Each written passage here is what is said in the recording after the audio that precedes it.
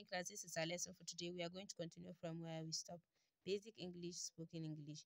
Sooner or later, komai lokaci ne. Idan mutum yana so ya ce komai lokaci ne, za ka ce it is a matter of time. It is a matter of time.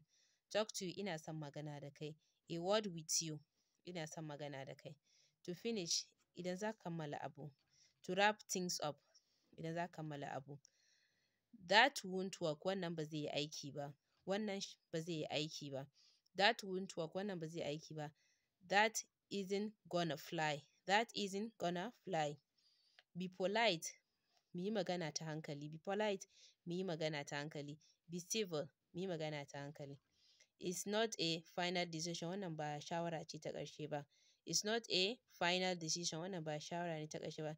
It's not set in stone. It's not set in stone, wannan ma ba shawara ce ta ƙarshe ba.